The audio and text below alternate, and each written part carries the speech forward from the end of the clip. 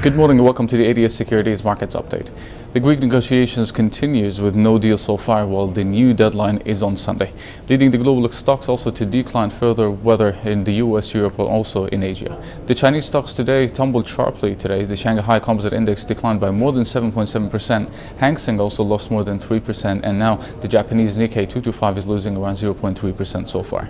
The main focus for now is Greece, and traders need to be very cautious and very careful during the weekend, as the final decision might be announced on whether if there will be any deal or no with Greece. And as a result, the market's reaction will be very significant on also whether if there will be any deal or no on Monday. Therefore, we believe that it is reasonable for now to be flat over the weekend, as the market gaps is very likely next week.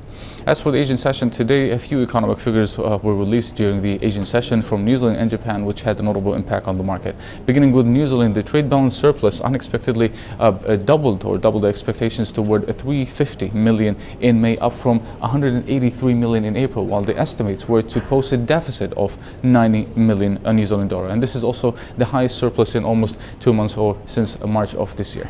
In Japan, the year-over-year household spending also posted a notable improvement, rising by the most since March of last year, rising by 4.8% in May, after declining by 1.3% in April, while the estimates again were to rise by 3.6% only. And this is the first and the biggest monthly increase since March of last year.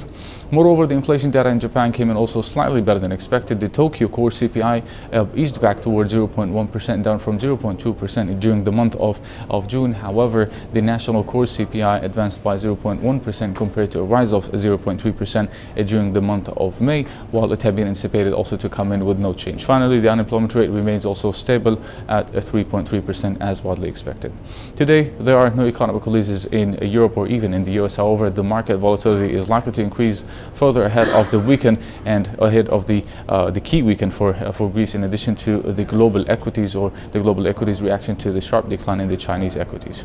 Looking quickly at the US dollar index today, the 4-hour chart also is still so far indicates for more weakness, or the outlook remains bearish for the time being, and the index failed to break above a 95.66 resistance area for now, which basically should be watched very carefully today. As a break above that level, we might move above toward 96.16 before the downside resumes. But for the time being, I'm interested in also going long on the British pound versus the US dollar, also, which is also which we believe that it might continue to rise again after declining, or after completing another short-term correction to the downside, which remains limited well above 1.5647 support area. And as far as the pair remains well above that level, another rally could be seen in the coming hours well above 1.58.